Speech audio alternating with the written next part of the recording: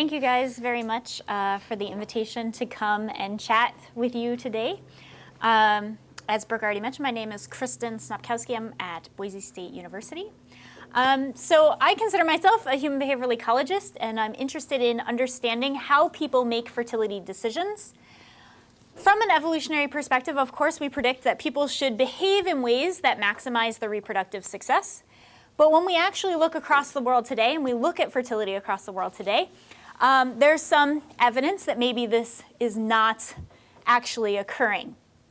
And when we look at societies that begin their fertility transition, we tend to see actually that wealthier individuals tend to have fewer offspring than poorer individuals do, at least initially in that transition. So I'm really interested in understanding what factors influence a person's reproductive decisions. There are, of course, large societal and theoretical implications of fertility decision-making. Fertility at a population level has wide-ranging economic and environmental impacts. So the number of people living on Earth or in a given country has real consequences for modern economies, environmental degradation, social services. In some parts of the world, increasing population sizes brings with it all sorts of concerns about how to feed and employ all of these individuals. In other parts of the world, actually declining population size brings with it a whole another set of potential problems, how to deal with aging populations and how to deal with fewer working-aged individuals. So to understand reproductive decision-making, there's kind of three general groups of people that I'm going to be talking about today and are worth exploring. First, I'm going to look at women. Of course, women are the ones who bear children, and so they likely have a pretty large influence on reproductive decision-making. I'm going to be talking about some data that I collected in San Borja, Bolivia, where I interviewed approximately 500 women. Ooh, excuse me. Second, I'm actually going to be looking at the influence of kin and how kin presence may influence reproductive decision-making by examining some large-scale demographic data sets from Thailand and Indonesia. And then finally, I'm going to be talking a little bit about men and how men's preferences may influence reproductive decision-making and whether or not we expect some sort of conflict between men and women over reproductive decision-making. Okay. So the demographic transition model, you guys are probably familiar with already, but just as a brief overview. Here on the left-hand side in stage 1, we have context where we have high birth rates and high death rates. This is what I would call a pre-transitional society. And if we have high birth rates and high death rates, we tend to see that population stays stable. There's not much growth. As we move into the second stage, particularly when we see medicinal technology advances, we tend to see death rates decline, particularly infant mortality rates decline. But birth rates usually tend to stay high. And so, of course, if we have high birth rates and declining or low death rates, we tend to see a rapid growth in population size. As we move into the third stage, we see that birth rates begin to decline here. And this is really the stage that I'm interested in. And this is when I refer to things as transitioning or transitioning context. I'm referring to this stage here. So trying to understand this transition from high birth rates to low birth rates. Okay. As we move over to the fourth stage, we again see that birth rates and death rates are similar to each other, but now, of course, they're both low, which, of course, means that our population size tends to flatten out. And then over here on the right-hand side, the fifth stage, which has a little question mark next to it, we may be seeing in at least some contexts that birth rates actually decline below death rates. So we actually potentially may be seeing population declines in some areas of the world. So it's a question as to whether or not this is going to be something that we see consistently across contexts as they go through the demographic transition or not. Just to give you a sense of some of these very low fertility populations, Macau and Singapore both have total fertility rates below one child on average per woman, so very, very low fertility rates. Okay, so the research questions that I want to discuss today. First, how do women decide how many children to have? Second, how does exposure to kin influence fertility decisions? And finally, what is the role that men have in reproductive decision making? So to understand how humans make fertility decisions today, it makes sense to try to understand fertility decision making in natural fertility populations. So women's reproductive physiology in natural fertility, hunter-gatherer, for instance, populations, appears evolved to link parental investment, child outcomes, and fertility in an unconscious system of fertility control. So fertility is regulated by hormonal mechanisms that respond to both social and ecological factors. So for instance, we have workload and food consumption, which both contribute to the nutritional status of the woman. We also have length and intensity of breastfeeding. All three of these influence energy balance. And we know some work based on work from reproductive physiology that women with a positive energy balance are more likely to ovulate. With ovarian function and coital frequency, so postpartum sexual abstinence, for instance, can influence whether or not women actually get pregnant. So what we have here is we have ecological factors that may determine the nutritional status of women by affecting decisions about how the woman and other family members, how much they work, how much they produce, how much they eat. These decisions likely reflect a psychology that should optimize fertility and offspring survival.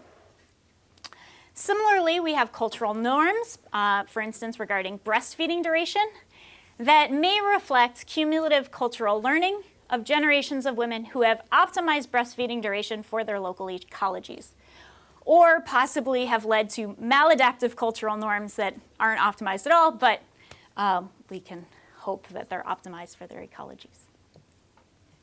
So when we have increased nutrition, a woman's physiology will allow her to progress to her next child more rapidly, leading to an increase in the overall fertility. But given that child mortality is reduced, parents may actually perceive that other investments like education and monetary investments are important for the success of their children. So we may actually see that desired fertility is actually decreasing. So we see that evolved physiological system results in more children, but desired fertility is actually declining. So this leads, of course, to a conflict between the number of children produced and then the amount that parents wish to invest in children. So at this point, we may begin to see conscious fertility avoidance, basically, different mechanisms to avoid pregnancy. And I should mention that if there's any clarifying questions that anybody has, please feel free to stop me at any point. Okay.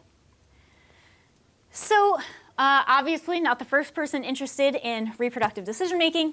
Lots of hypotheses have been generated to try to explain the demographic transition or fertility transition specifically. So while demographers have traditionally categorized hypotheses related to the demographic transition into two main categories, I'm going to argue that this is a false dichotomy, as other people have done as well. So economic hypotheses consider the role of either the individual or possibly the family in terms of the economic costs and benefits of children. So as the costs of children go up, we would expect that parents choose to have fewer offspring. In contrast, some researchers have argued that economic hypotheses don't fully explain this transition in fertility. There's not a given socioeconomic threshold by which we see all of these different contexts sort of engage in fertility transition. So some researchers have argued that really it's social interactions, it's the adoption of ideas from others that allows the spread of fertility change.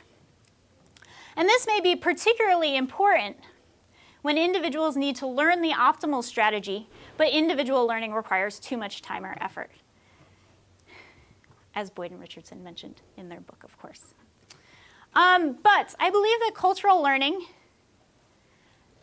probably influences the economic ecology.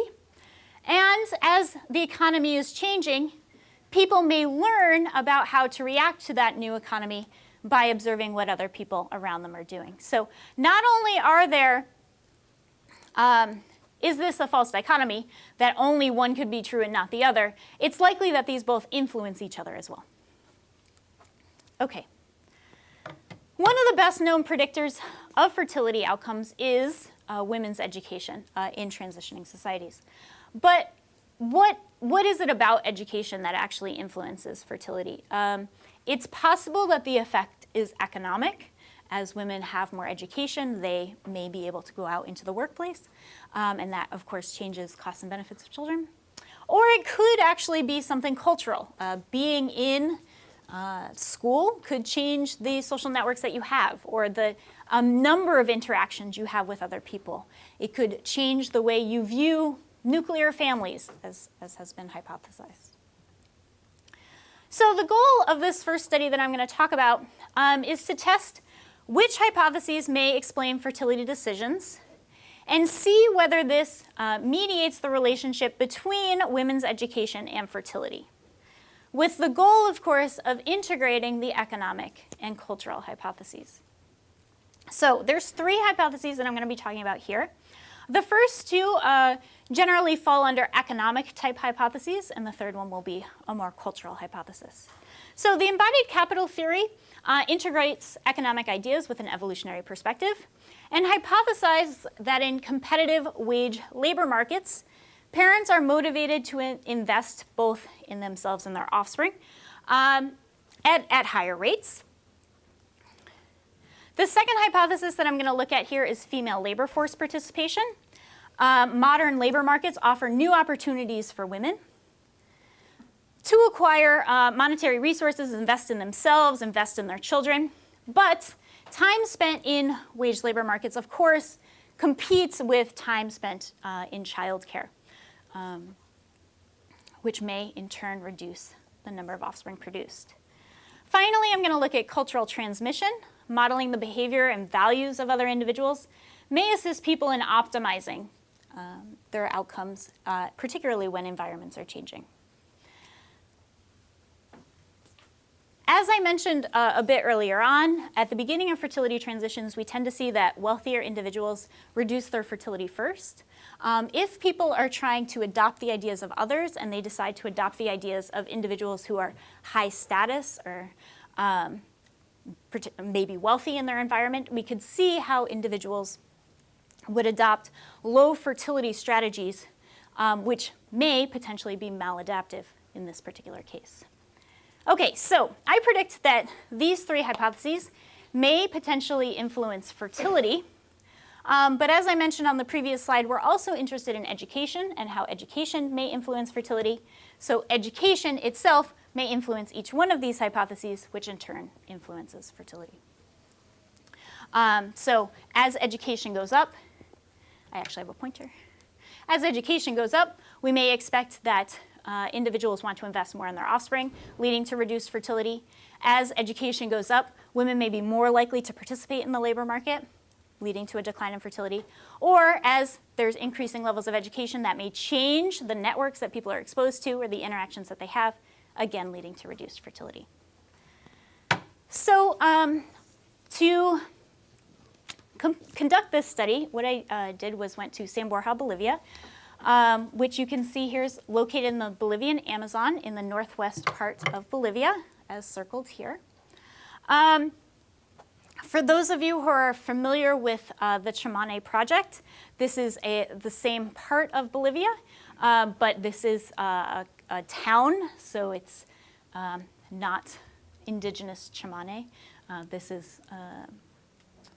Although this is actually where the Chamane project, they actually have some of their main offices and things here. In this community, there's about 20,000 people who live here. The nearest towns are actually quite a distance away. They take many, many hours to get to by car, which means that they're relatively isolated. There's not a huge amount of migration. To give you a sense of climate, generally quite warm. They do have a rainy season as well.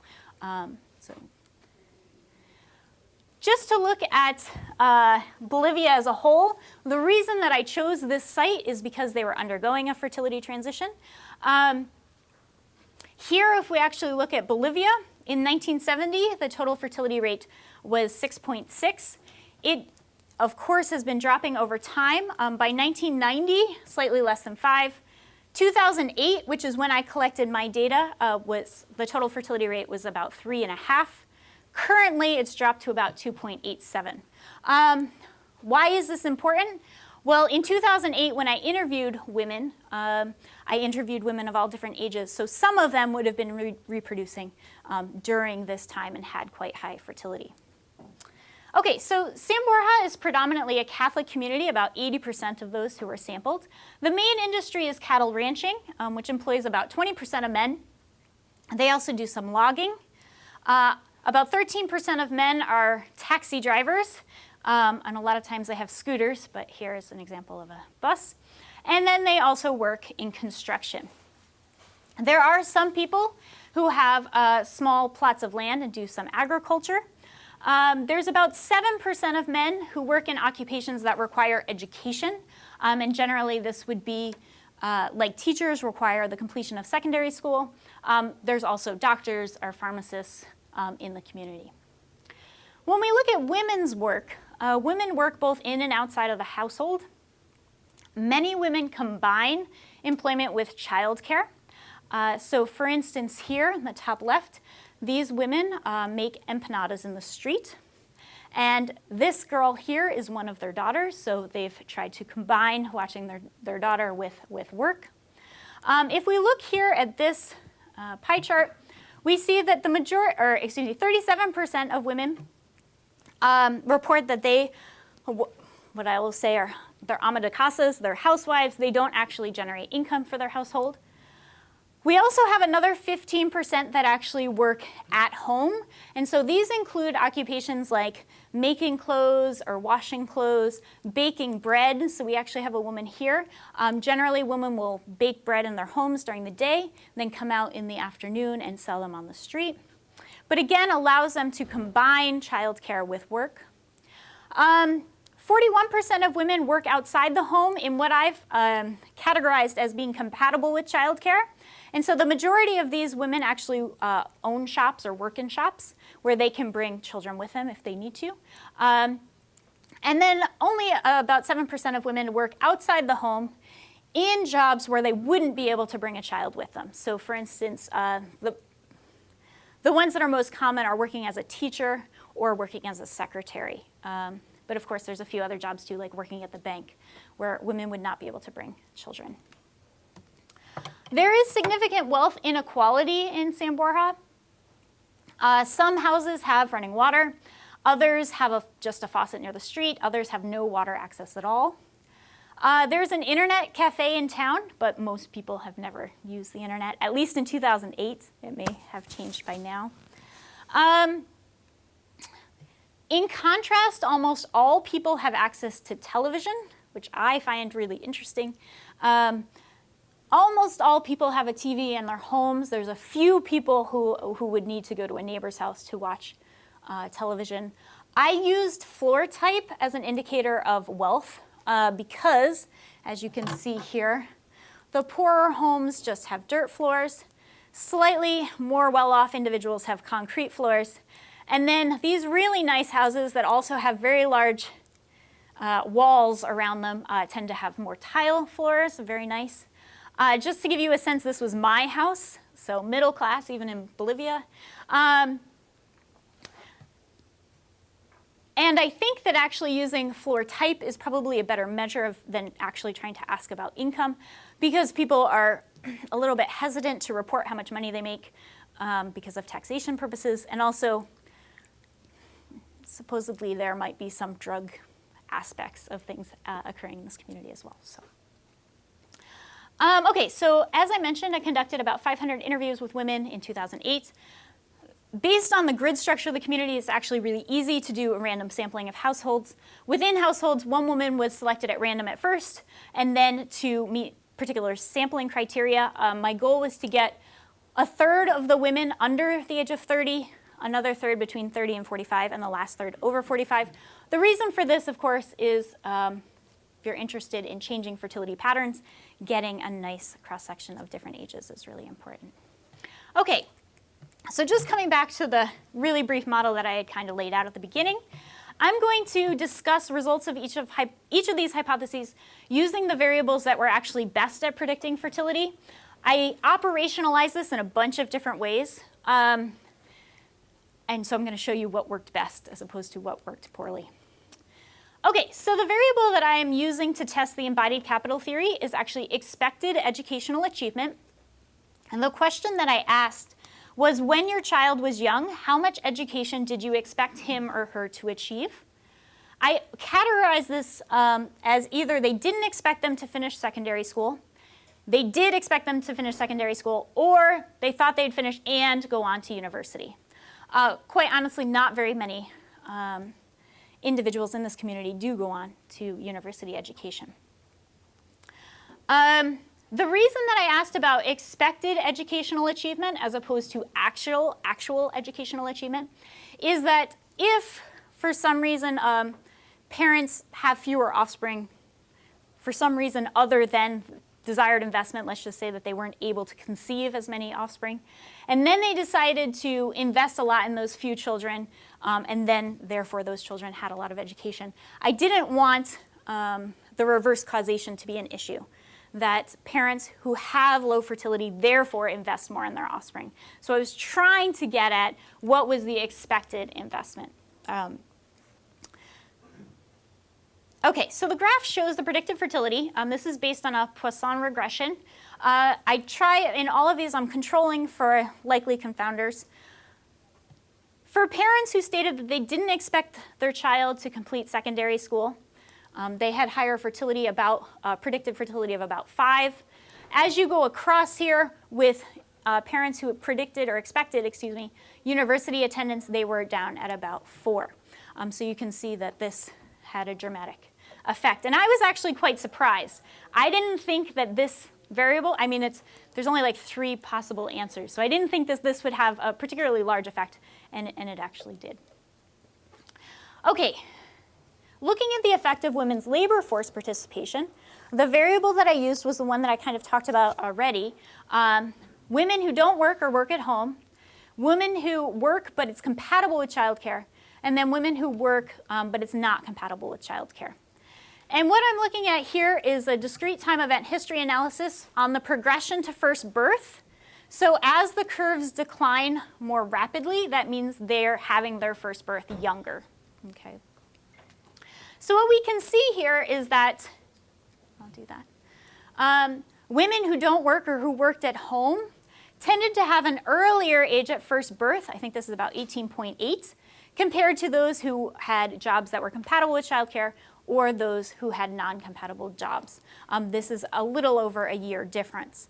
And I should mention that the way this variable was collected was that I asked women about the type of work that they did in each year of their lives. So this is the year of their first birth, basically. So not their current job, but the job at the time of reproduction. Although I looked at it a bunch of different ways. So, finally, looking at the effect of social or cultural influences, the variable that I used here was the average fertility of a woman's social network. So the way that this was captured was by asking women to list their 5 closest friends, and then after I got that list, asking them how many kids each one of those women had. And so what we can see here, again, this is another Poisson regression, the average fertility of one's social network and how that predicts own fertility. We see an increase here. These are 95% confidence intervals, and you can see that they get significantly larger here at very, very large average fertility of social networks, which makes sense. Not very many women had a bunch of friends who had very, very high fertility. One thing that I should mention here is that I did not ask women how many years they had been friends with the individuals in their network. So it's possible that women have kids and then become friends with other women who have kids. I think that my personal belief is that that's probably more common in our own culture than in a culture like San Borja, where people maintain friendships over quite long periods of time because they've all lived in the same communities for a very long time. This summer, I was not back in the same community, but when I was re-asking this question, I did try to get a sense of how long people had known the people in their social networks, and it does seem to be over quite long periods of time. So I'm not too worried that this is not a reverse causation issue. Okay, so what we can do is we can take all of these variables and we can put them into a structural equation model. I know that this is a little bit complicated, so I'll walk you through it here in a sec. But does education actually predict those variables, and do those variables in turn predict fertility? So first, looking at embodied capital theory, we see that as education goes up, we have an increase in the expected education of children, which in turn has a negative effect on fertility. These are standardized coefficients, meaning that as education goes up by 1 standard deviation, this can be interpreted as an increase by about 0.157 standard deviations of expected education. When we look at the effect of women's labor force participation, more education has increases the likelihood that a woman has a job that's incompatible with childcare, which influences age at first birth. So that's the same graph that I showed you earlier. And age at first birth, in turn, has a negative effect on fertility. So if you have a later age at first birth, you tend to have fewer offspring. What's important here is that the job engagement in the labor market does not have a direct effect on fertility. The only effect it has is through age at first birth. And then finally, we can look at one's social network. Education has a negative effect on the fertility of your social network, meaning that your friends tend to have fewer offspring if you are more better educated. And then this is a positive relationship here between fertility of friends and fertility. Just to point out, I am controlling for age here, which is important because, of course, age influences both education and fertility of friends. So what are our implications for the understanding of reproductive decision-making? Well, the evidence suggests that fertility decline is multi-causal. As I showed you in the last slide, we have a bunch of different factors that influence fertility. Education is mediated through both cultural and economic pathways. One thing that I will mention is that some people have hypothesized that women may be changing their fertility strategies based on media. So people have talked about soap operas influencing fertility, or potentially something about the exposure that they're getting from other cultures.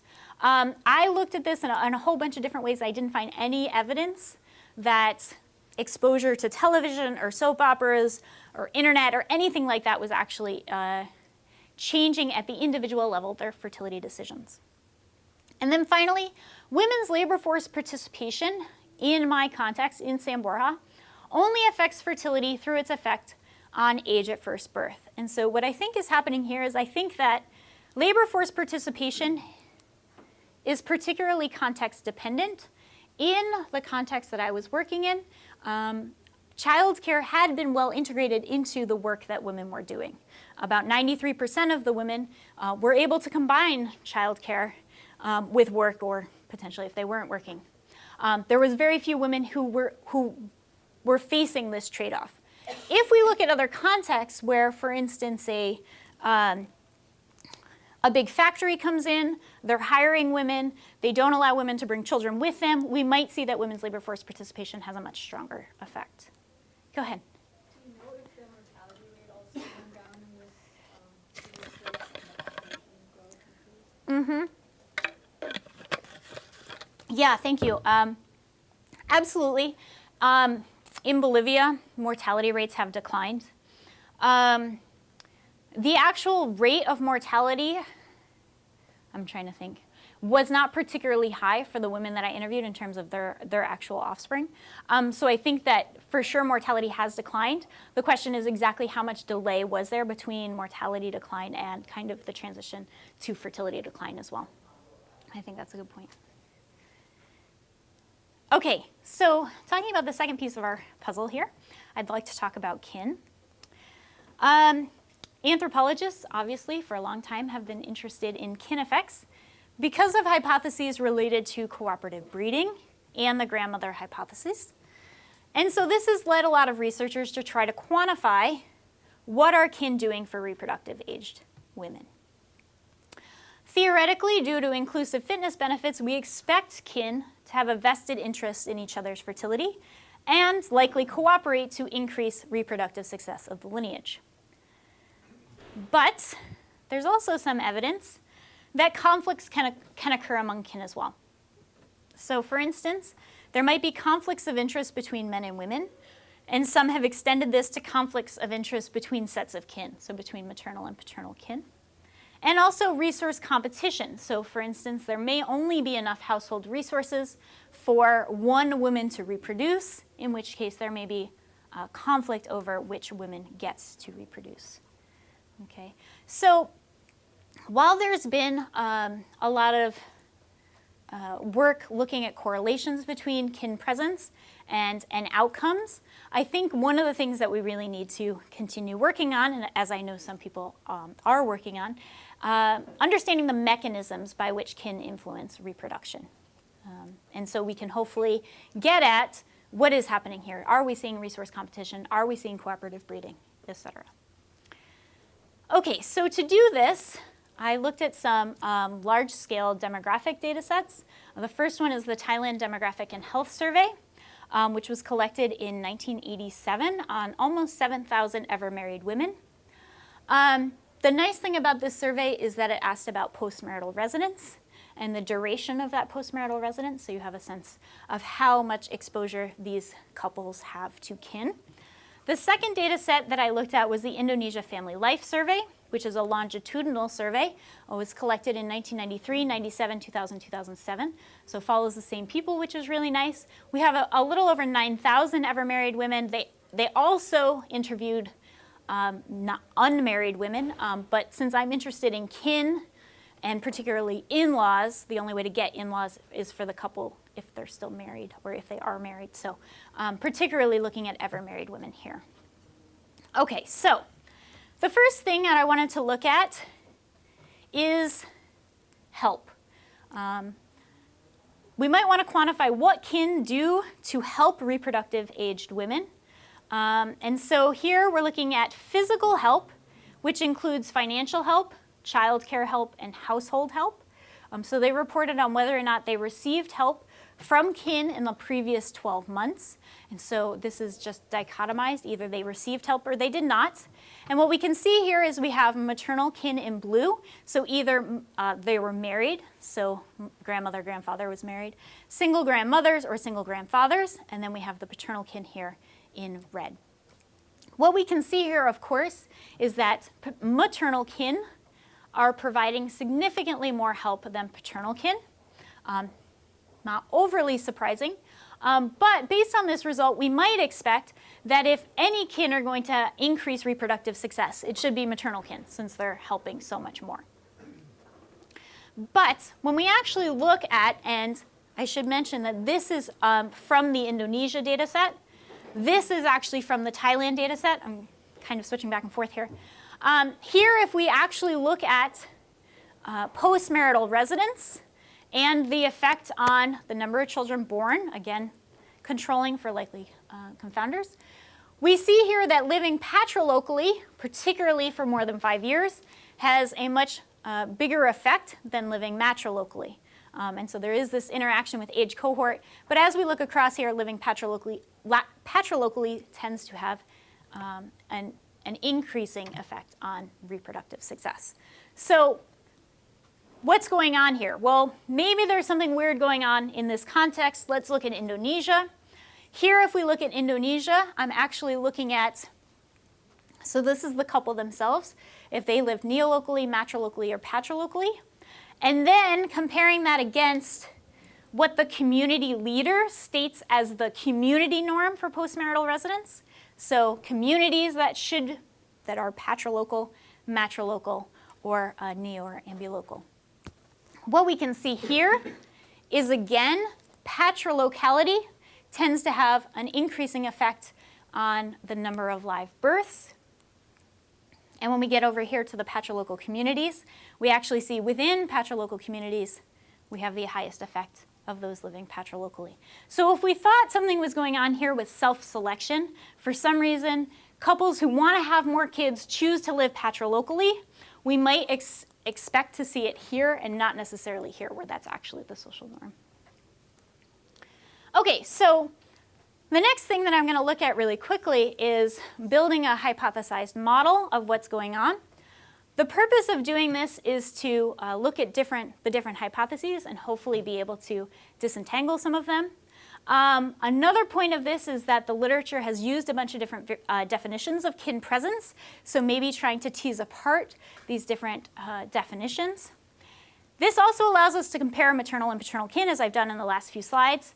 And because the Indonesia Family Life Survey is a longitudinal design, it allows us to look at information on kin in one wave and then see how that influences reproduction by the next wave, which is kind of nice. Okay, so, excuse me one sec here. So in this model, what we have is geographic proximity of the kin individual, should influence face-to-face contact. Face-to-face contact, and of course this isn't particularly surprising, should influence whether or not the couple receives physical help. And then if they're receiving physical help, we might expect them to be more likely to have a birth. So this is kind of our general cooperative breeding, maybe pathway, the most straightforward pathway we would expect. But other people have suggested that there's other ways that kin may be influencing fertility. Like, for instance, emotional support, right? That's not physical help, but that may influence the likelihood that a couple reproduces. Or maybe there's something about pronatal communication that kin have. Kin tell their young reproductive aged couples, hey, you should have a bunch of kids. That wouldn't go through this receiving physical help, but it would still influence having a birth. So we might expect this pathway here. If you see your kin a lot, but they're not giving you physical help, they're giving you something else, maybe emotional support, maybe pronatal advice, maybe this is going to have an effect. Okay. So, oops.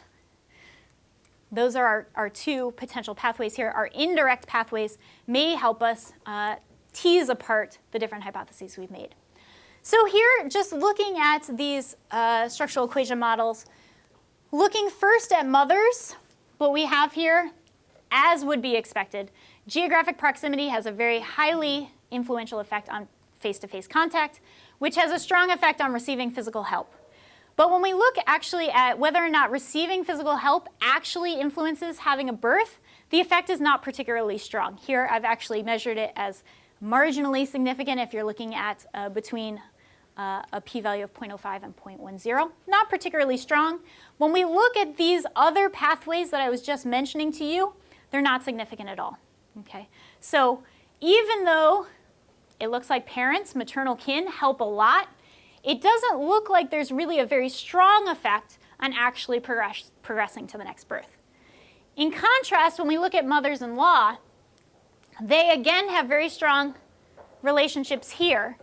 But when we go from receiving physical help to having a birth, this effect is quite strong. Okay, this effect is quite strong. When we look here at this effect here, maybe emotional support, or some people have hypothesized manipulation by parents-in-law on the daughter-in-law. This is not significant here.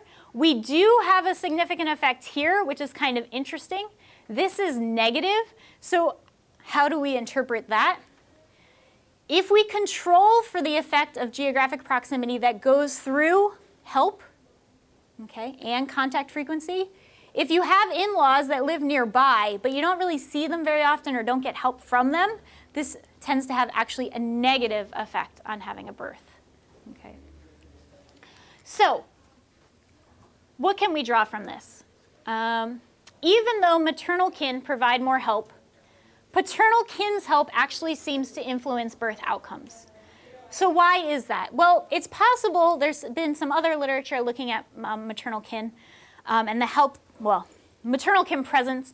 And maternal grandmothers look like may improve grand offspring survivorship.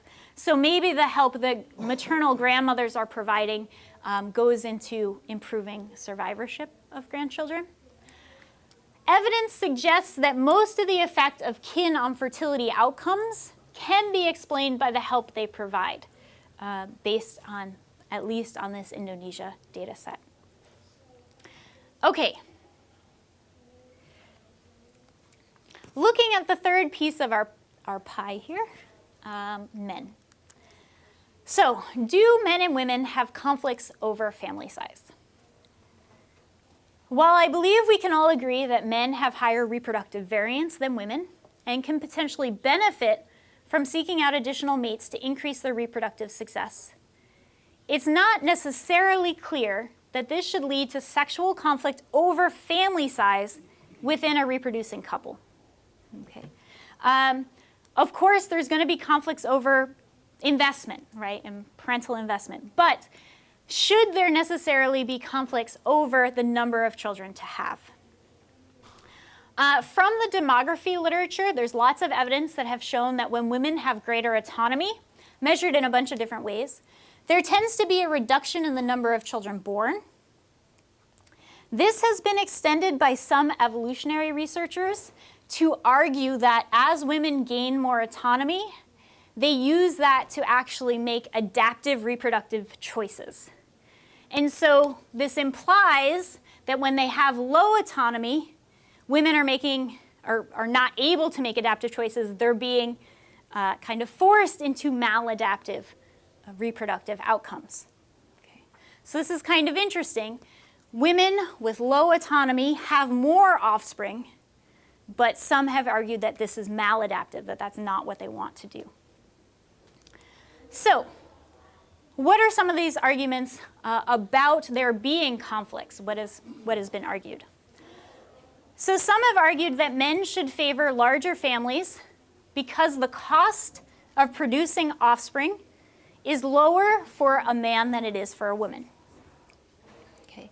But I'm going to argue, and I should mention that Christina Moya and Rebecca Sear are co-authors on this paper with me, that this is probably not the right comparison to make. Each individual should try to compare different strategies and obviously maximize benefits, minimize costs.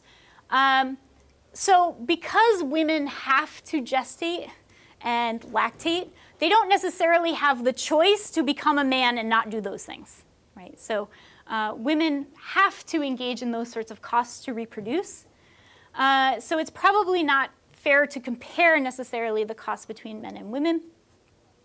And if we look across species, there's actually species where individuals pay the ultimate cost of reproduction by actually dying after engaging in reproduction. Another argument that's been made is that, well, maybe women would do better by foregoing reproduction and just investing in indirect fitness and helping their kin reproduce. Okay. If you do some simple math on this, let's say that I could either have my own children or I could help my sister have her own children. Any offspring my sister produces is related to me by only half as much as my own children would be related to me. So even if you plug in the highest maternal mortality rates that have ever been recorded, they're not high enough to really make this a feasible option, a feasible reproductive option for women. So this probably doesn't explain conflict, or at least not all of it. And then finally, a third argument that's been made is that males generally want to have faster or shorter birth intervals than women because of differential cost of mortality. So you can imagine if you have a shorter birth interval, it increases maternal mortality risk. And of course, if a woman dies, she forgoes all of her future reproduction. But if a man dies, he can't. If the woman dies, the man can go on and have more children. Okay. But what this is really kind of assuming is that females are unlimited, that there's always more females available. Okay. And so what's interesting is actually just recently there was Coxworth et al. Published a paper titled Grandmothering Life Histories and Human Pair Bonding. And they've actually argued that with menopause, it really shifts the sex ratio to be even more male biased during the fertile periods. This, they argue, may have led to mate guarding and possibly human pair bonding. Okay. So if you're a male, it might be particularly bad to exploit your partner because you're already in a context where there are so many more males than females, at least fertile males than females. Now, of course, there is variation within males. So I'm not saying that there are no males who could attain additional females, but that on average, not all males can use this strategy. So here what we can do is we can actually, this is a really fun chart. Okay, so here what we can do is we can examine the effect of changing paternity certainty over time and how it should affect both the man and the woman's desire to move on to their next birth. So let's assume that we have a man and a woman, they've reproduced, so they know that the first child belongs to both of them. As the interbirth interval increases, we see that the survivorship of the first child will improve, but residual reproduction, of course, declines. There's only limited time. Here, if we start all the way on the left-hand side here, we have paternity certainty curves. As paternity certainty declines very, very rapidly, okay, so the man is pretty certain the next offspring will not be his, he would prefer that that woman, his partner, previous partner, delays her next birth. He would prefer a longer birth interval so that she can invest in their joint offspring, right? Invest more in their joint offspring. And this is similar, of course, to paternally imprinted genes, right, that actually try to get more resources from the mother for the current child at the expense of future children. Okay. As we move along, we get a slightly longer delay in the drop-off of paternity certainty. And eventually we get to a point where the male may say, okay, I know I can probably get one more offspring in, but if I wait too long, I might not be able to reproduce with this woman again. So then there might be a period at which the woman herself would prefer a longer IBI. And then as we move further to the right here, we're getting closer and closer to a truly monogamous relationship where men are quite certain that the next offspring are going to be his, and they again have a more similar optimal strategy. So what is the point of this particular slide? The point to make is that it really depends when men would want shorter birth intervals and when women would want shorter birth intervals. And you need to make additional assumptions or explain the situation in more detail to argue under which circumstances you would get males wanting shorter IBIs, okay, which would be our red line. Okay, so what is the empirical evidence? That was kind of a theoretical discussion of ideal family size and birth interval duration. What do we see when we look at the empirical evidence? There have been 3 studies that have kind of compared desired family size for men and women over a bunch of different contexts. The first one found no differences in desired fertility of men and women. The second one found that couples tend to agree on whether they have another child about 70% of the time. But when there's disagreements, men are more likely to want additional children. And then the third study found that men tend to want more children than their wives and want the next child sooner. Okay. Now, the first 2 studies actually come from a bunch of Southeast Asian countries. The third one comes from a bunch of sub-Saharan African countries. Okay. So it's possible here, where we're seeing kind of a difference, that these men may be thinking about, in these societies, polygyny may be more likely, that these men may be thinking about not just children with their current wives, but maybe future wives as well. Whereas here in Southeast Asia, we have a bit less polygyny, and we tend to see more similar preferences for family size. So this summer, I went to Huatasani, Peru, the field site of Kristin Snopkowski. It's nice enough to invite me to join her this summer, which is located in the Peruvian Altiplano. There's about 3,000 people that live in the entire district. Here's kind of an aerial view of the town. The majority of people work as farmers planting potatoes or herders with small herds of sheep. And so what I did, and this is very preliminary, I just went to do some pilot work, but I had about 22 couples that responded about their most recent child. So I wanted to ask, of the most recent child that was born, who wanted that child? Okay, did you both want it? Did just the woman want it? Did the man want it? Who wanted it? And so what we can see here is that of the 22 couples that responded about their most recent child, 7 couples both wanted another child. 13 couples neither wanted another child. And then there was only 2 couples where there was a difference. And in those 2 couples, it was actually that women wanted another birth and the men did not. Okay. Now, of course, this is very, very small sample sizes. I recognize that. But 91% were in agreement. They either wanted another kid or they didn't. And in the 9% where they did not agree, which was only 2 couples, women were the one who wanted another child and the man was not. Now, if we compare this to what the other surveys had asked, which was, how many overall children do you want to have? Desired fertility, desired family size. What we can see here, there was actually 25 couples here. Okay. 22 of the couples agreed that they did not want any more children. Okay. 6 couples wanted 1 more. I feel like that's not adding up. That's okay. 6, yes. 6 wanted 1 more. And then we have 3. I feel like those numbers don't add up. I apologize. Husbands want more in 3 of the couples, which is really interesting because here we see that women actually wanted their most recent births, but husbands are the ones who report that they actually want more offspring. And in one case, which I think is kind of demonstrating my point, is his wife was actually menopausal, but he still wanted more children, suggesting that when we ask couples about how many children do you want to have in the future, men may be answering that question thinking about all of their children with different mates other than potentially their current mate, which is why we end up with men more here as opposed to women here. So what are the implications?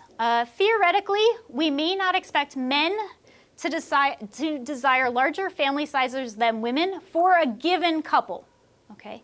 They may want to have more children across all of their relationships, but not for a given couple. And empirically, men may report wanting larger families, but it may be because they are imagining their total number of children across multiple women. So, in conclusion, economic effects obviously are important for reproductive decision making, but ultimately fertility takes place in a social world. And it's these social interactions, whether they be social information from your social network, help you're receiving from your kin, sexual dynamics with males, these of course are also very, very important for fertility decision making. So thank you guys so much for listening to me. I'd like to thank my collaborators, funders, interviewers, and respondents. Thank you guys.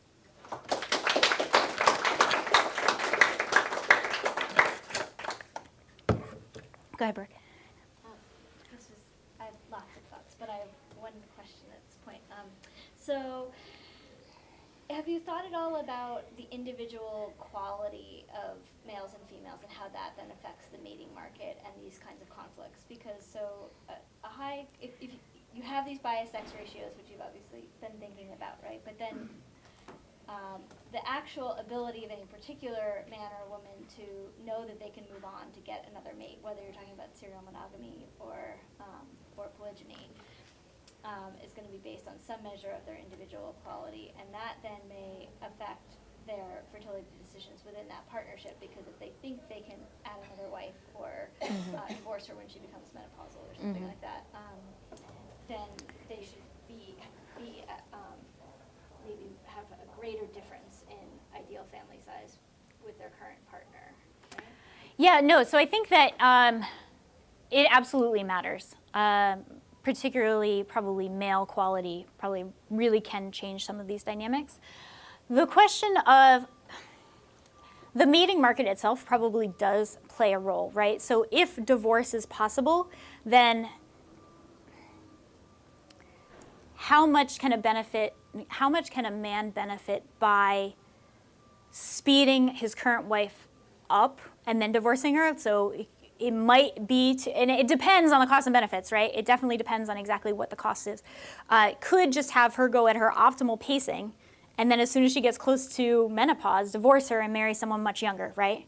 And then have, yeah, so I think that it depends. And polygyny should work differently than Yes. divorce in that you don't, so you've got this, at least potentially, right, this lag time after divorce before finding and impregnating your next partner, right?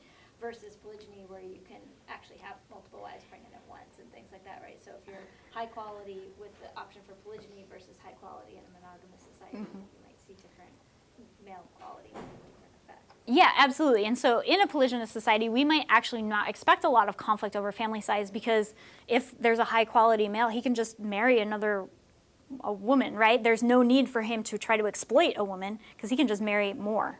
And so it's probably in his best interest that each wife that he has does her optimal strategy, right? And can have as many offspring as she can, since he can just add wives whenever he wants, or whenever he's able, right? So yes, I think mating context matters a lot. Go ahead. First of all, this was extremely interesting. Thank you. Really enjoyed it. But my question is, in those data sets where they showed that men are the ones who are driving more interest in having additional children, is there an effective gender of previous children? So, like, if you had only daughters and you want a son, is that driving the desire for more children, just to sort of like increase the odds of having a male son? I think it's a great question, and I honestly don't know if they explicitly looked at sex of the children. A lot of these studies were done in contexts where there's a relatively larger number of children being born. So I think that in our own society, one of maybe the best predictors of whether or not couples go on to their third child is whether or not they've had two of the same sex. Whereas in sub-Saharan Africa, if people are having 6 children, then not having one of each gender may be less problematic or less frequent. But yeah, honestly, I think it's a great question, and I do not know if they explored that at all. The 3 papers that I was citing were kind of meta-analyses, not technically meta-analyses, but they were trying to put together a bunch of different studies across a bunch of different countries in particular areas, and just trying to look at this effect. So, yeah. And just to follow up, Yeah. are most of those like prospective, like, oh, I've had children, like this couple's not yet had children, versus having had a couple, making that judgment? So there's some variation. A lot of these are just like the demographic and health surveys. They're surveying all couples, and they're asking how, based on, they ask it a couple of different ways. They can ask how many more children do you want to have, or if you could go back in time and start your reproductive career from the beginning, what is the ideal number of children that you would want? And so it's asked in a couple of different ways, and it's asked of people of all different ages. There has been some studies that have looked at younger individuals before they're married and how many kids that they want. And in that particular study, they found that males wanted more than the females did before marriage. And so again, suggesting that maybe they're thinking about more relationships. I don't know. So yeah, I think that there's a lot of data out there and a lot of studies that have been done, and so that it kind of varies. But thank you, that's a great point. Go ahead. Thank you. Would there be, how would one determine empirically, either in your data set or just more generally, if information being circulated through social networks were leading women to have fertility levels that were too low, that were lower than say maladaptive information were flowing? That's an excellent question. I mean, the studies that have been done that have tried to look at whether or not the fertility itself is maladaptive had tried to look across generations and just see if those individuals who maybe restrain their fertility in this generation can have more grandchildren or great-grandchildren or whatever, right? And so those have been done, and it doesn't look like the fertility strategies of today are adaptive, right? It would just be better to have as many kids as you can, because that's going to optimize or maximize the number of grandkids and great-grandkids you have. In terms of whether or not the information you're getting is maladaptive,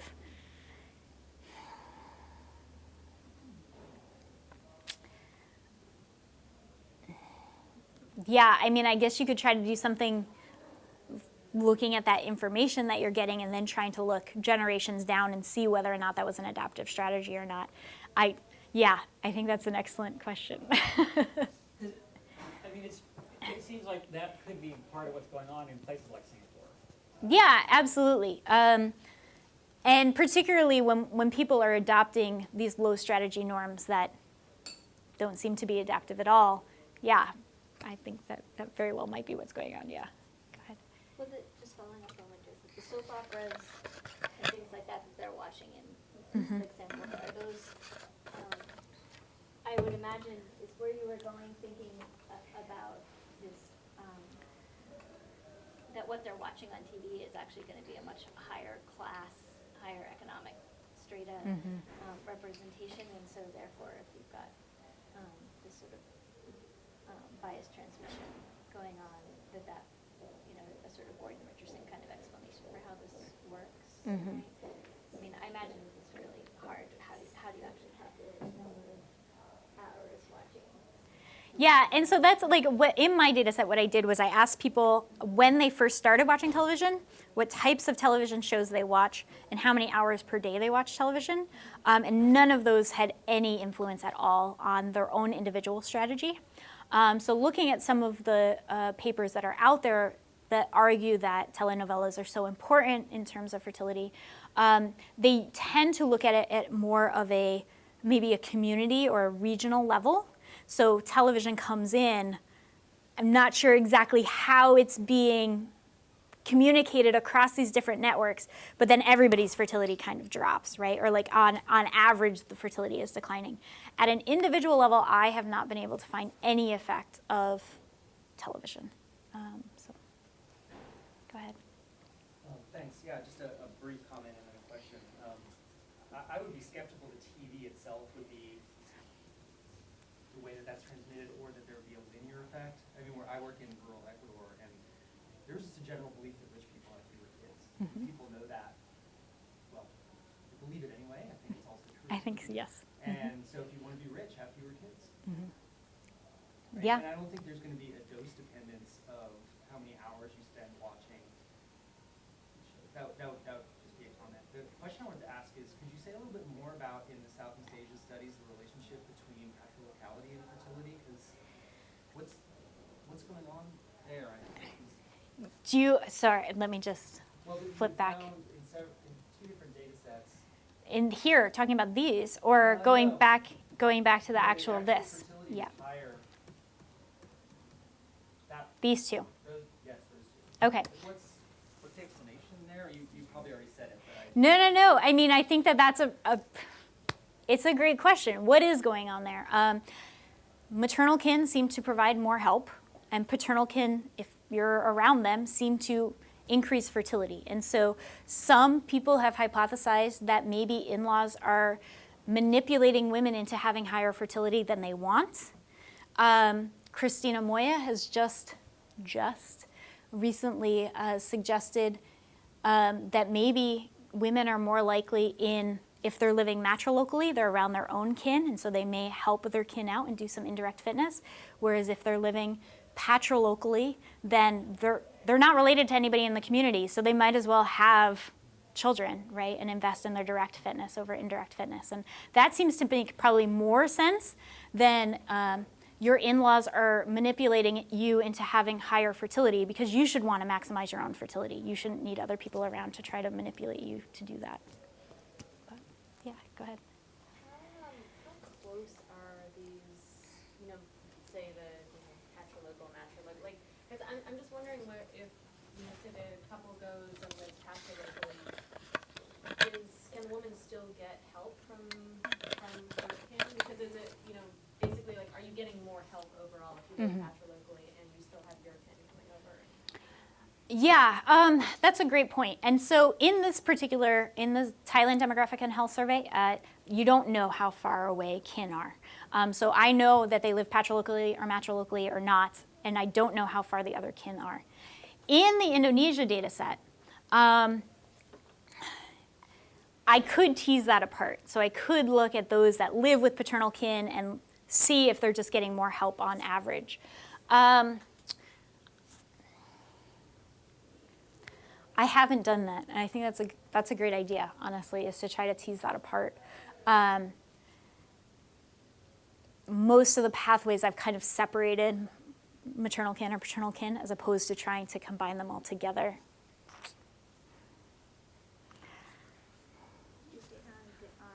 Distance to natal kin? I have, so in the Indonesia data set, I know how far away kin are. I know how often they see their kin. And so as long as they're married, I can get this basically for their parents and their in-laws. And whether or not they're getting help, the measure of that, I mean, it is kind of continuous. It tries to ask them to actually quantify how much monetary support they're getting or how many hours of help they're getting with childcare, those sorts of things. So yeah, it would be possible to try to tease that apart. So I think that's a great idea. Thank you. Do you have any idea, do you think that it is cumulative? Or I don't think so. So when I've analyzed these, just looking at physical help continuously, binary help seems to be a better predictor than like continuous help or something, like actually trying to look at the amount of help they're getting. So I don't think that that's what's going on, but I haven't tested it, so I think it's a good point. Go ahead. I was tracking the data you presented at the end from Peru by the high proportion of couples that didn't want a child. Yeah. 60%. Yeah.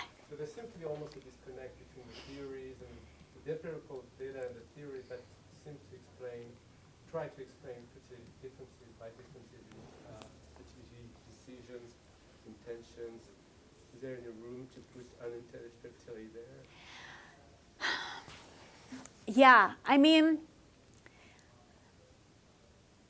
I agree with you. I think that particularly in these transitioning societies, you get a lot of, I don't know if I would say it's unintended fertility, but it's fertility that at least on these surveys, women and men report they don't want any more kids, but they may not be using contraceptives or whatever. So they're not doing anything to prevent fertility. So yeah, I mean,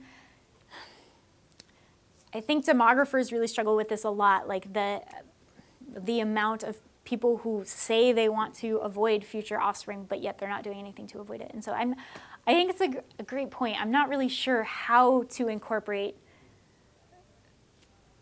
that in the fertility decision-making models, right? I think about fertility decision-making probably in a very different way than they do. I think about it in terms of, yes, I want to have a child right now, and I'm going to avoid a child when I don't want one at every other point. And they, I think, are probably a little bit more like things kind of happen, right? And they may or may not do things to avoid that. So I think it's a really good point and probably something that I need to think more about. So thank you. Go ahead. Most other animals have their parental investment finished in one offspring before they move on to the next. But with humans, they hang around for 15 years, or in the case of my son, for 37 years.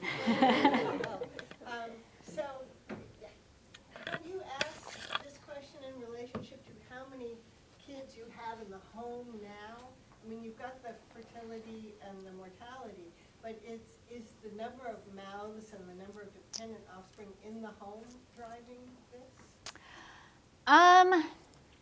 I think that the amount of change that we've seen over time is so dramatic that it probably isn't. So if we're looking to 1970, when they're having on average 6 kids in Bolivia as a whole, in San Borja, there's lots of women that I interviewed that may have had, 10, 12, whatever. So, and now they're switching to 2, right? So that's such a dramatic decline that I don't think, I think part of it, of course, is that maybe you can only have 6 kids in the household at once and you can't go over that. But dropping to such low levels probably has some additional, additional factors. Go ahead, yeah. So you were briefly mentioning women autonomy and birth rates. Are women who live in patrilocal societies less autonomous? I think that people would argue that, yes. And which is another reason, so yes, we see in patrilocal societies that women have more kids. We see in patrilocal societies they have less autonomy, and we see generally when women have less autonomy, they have more kids. So yeah, a lot of these things are all linked to each other. Yeah, no, it's a good point. I should have mentioned that.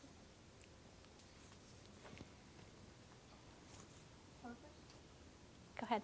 Just following up on the point about a lot of your data were, what are your reproductive goals, but you'd also suggested that a lot of these mechanisms are probably not conscious.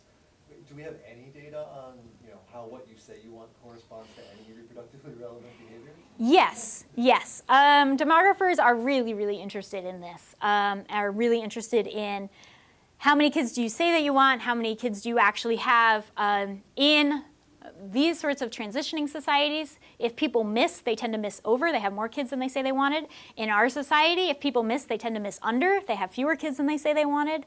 And so they talk about unmet need for contraception, unmet need for basically being able to have as many kids as you want. And so yes, people are really concerned about that. In terms of like how methodologically can you deal with that, trying to ask more specific questions about, do you plan to have a child in the next 5 years? How certain do you think you will be that you will have children? Are you using contraception? All of these things probably get us a little bit of a better sense. What I will argue about the consciousness of it is I think that we're transitioning from people not having to think about it to not having to make a lot of conscious choice. Maybe once they have a lot of kids, there might be something more conscious going on there and trying to avoid more kids. And we're transitioning to something that is quite conscious, right? This is something that in our own society, of course, people think a lot about.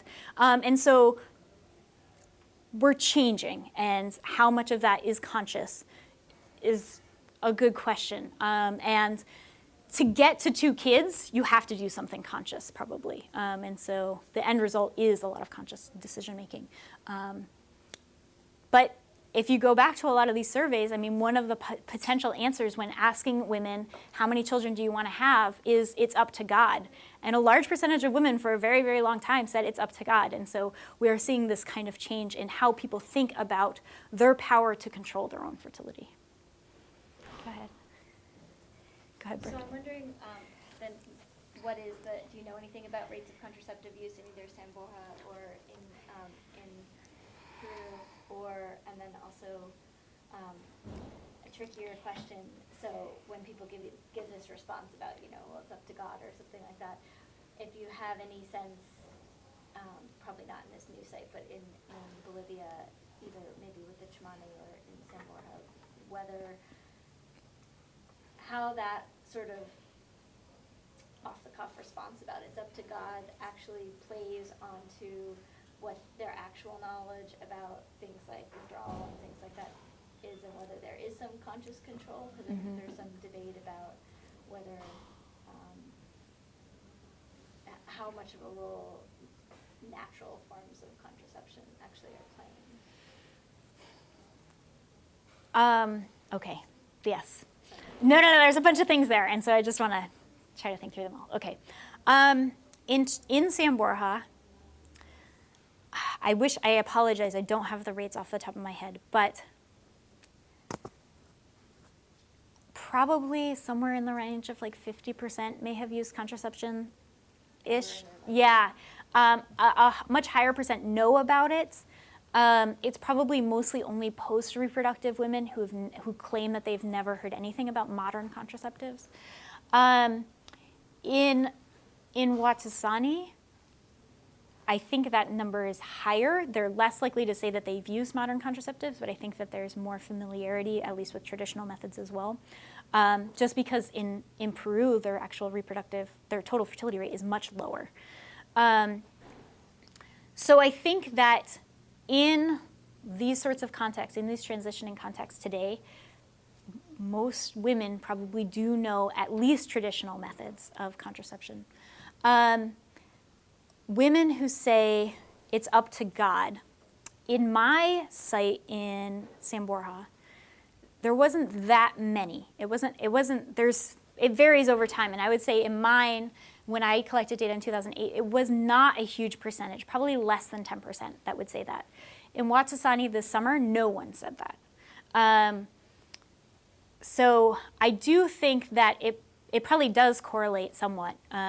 Those who say that it's up to God probably don't have as much exposure to information about contraceptives.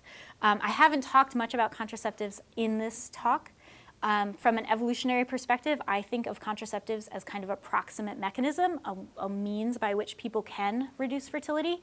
But demographers think of it as a really, really important mechanism to reduce fertility, right? That people, as long as you tell them about contraceptives, they will use them, which is a debatable hypothesis for sure, and something I spent a little bit more time in the paper. So, yeah. Did I answer? Do you have other questions that I should? Okay. Go ahead. So would you be able to go back to the slides on hypotheticality? Yes, of course.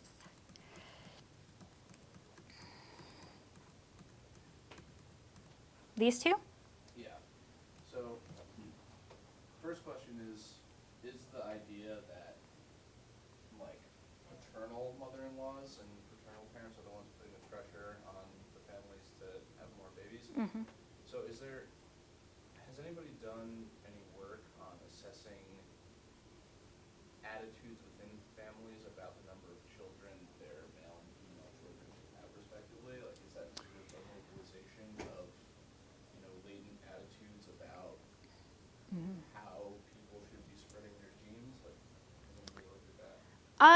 That's a great question. I don't know specifically of any studies that have asked parents like, okay, how many children do you want your daughters to have and how many children do you want your sons to have? I don't know if anybody else is familiar with any papers that have done that. I do know that they have gone and asked, mothers-in-law, husbands, daughters, and tried to get a sense of how many kids everybody wants. And there is some evidence that mothers-in-law think that their daughters-in-law, particularly in these very kind of patrilocal society or patriarchal societies, that daughters-in-law should have a lot of offspring. Yeah, I mean, it brings us to a question of like, why wouldn't the daughters-in-law themselves want to be able to maximize their reproductive success? And maybe it's because they already want to have kind of maladaptive low fertility. But in this particular site in Thailand, parents actually report that they think their kids, their adult children, should make their own decisions about reproduction. So in this site in particular, it sounds like parents don't try to meddle in their kids' reproductive choices. So it's kind of interesting that we still do see this effect even in that kind of society. In Thailand also, matrilocality is more common than patrilocality. So again, not a particularly patriarchal society or anything like that. So, did somebody else have a question over here? Yeah, just curious if there's a correlation between having more kids and having the kids helping the parents when they're old. So can it be looked at as some kind of investment where the kids have an income when they're older, or do they help out? Does that increase the status or the wealth of the family in general? Yeah, no, absolutely. And so this has been kind of a hypothesis that has been proposed for a long time about, parents have kids so that they have security in old age, that someone will help them.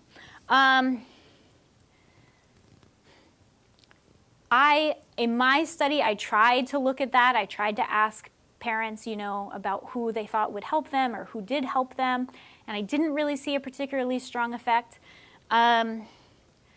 Honestly, you could argue the opposite as well. If you have fewer children and you get them well educated and you get them into good jobs, they might actually be able to invest in you more than if you have a bunch of kids who can't get particularly good jobs and are they themselves kind of struggling to make ends meet as they have their own children. So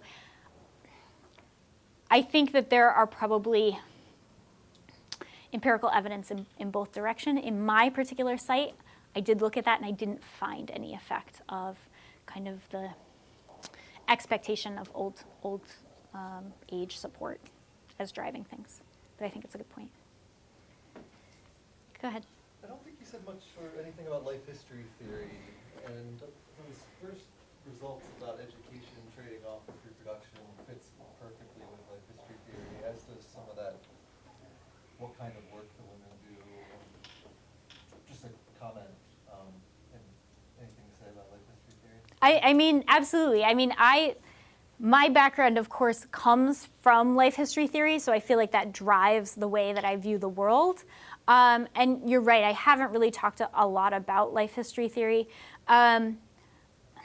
I think it's really interesting to see in this low fertility context, or as people transition to low fertility, that they seem to be maximizing education and wealth at the expense of fertility. And it doesn't look like that's paying off in terms of many generations down the road, which I think is kind of one of the interesting questions about this research. But yeah, I mean, embodied capital comes straight out of life history theory, and how do you, at what point do you stop investing in children, and how the diminishing returns change over time. So I think that absolutely life history theory is critical to this. Okay, I think we're out of time. Thanks so much. Thank you, guys.